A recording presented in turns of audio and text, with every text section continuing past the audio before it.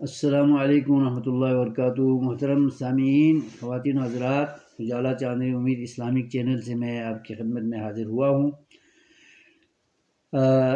سورہ فاتحہ سے متعلق ویڈیوز بیان ہو رہی تھیں۔ اس ویڈیو میں یہ بیان کرنا چاہتا ہوں کہ اللہ تبارک و تعالیٰ نے قرآن کریم کو کم و بیش 23 سال کے اندر نازل فرمایا ہے، اور مکے میں بھی قرآن کی آیات اور صورتیں نازل ہوئی ہیں اور مدینے میں بھی نازل ہوئی ہیں۔ تو علماء تفسیر نے قرآن کریم کے نزول کو 2 حصوں میں تقسیم کیا ہے۔ کچھ وہ آیات اور صورتیں جو مکے میں نازل ہوئی ہیں، اور کچھ وہ آیات جو مدینے میں نازل ہوئی ہیں۔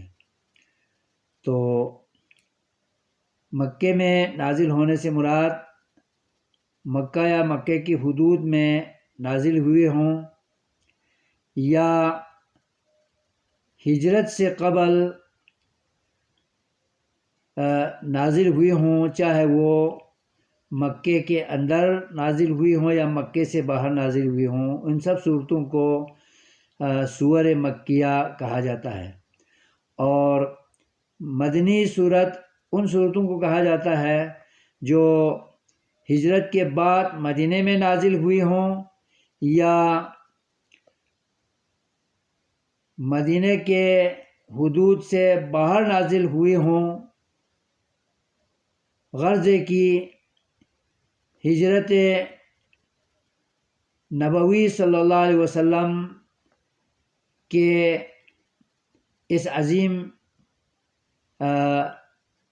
سفر کے بعد کہیں بھی نازل ہوئی ہوں، چاہے وہ مکے میں نازل ہوئی ہوں، لیکن ہجرت کے بعد نازل ہوئی ہیں۔ اس لیے مفسرین نے اور علماء تفسیر نے ان آیات کو سور مدنیہ قرار دیا ہے۔ لہٰذا ہمیں ان اصطلاحات کے مطابق ان معلومات کو بھی جاننا ضروری ہے۔ اس کے فوائد قرآن کریم کے معانی کو، مطالب کو سمجھنے میں حاصل ہوتے ہیں، اور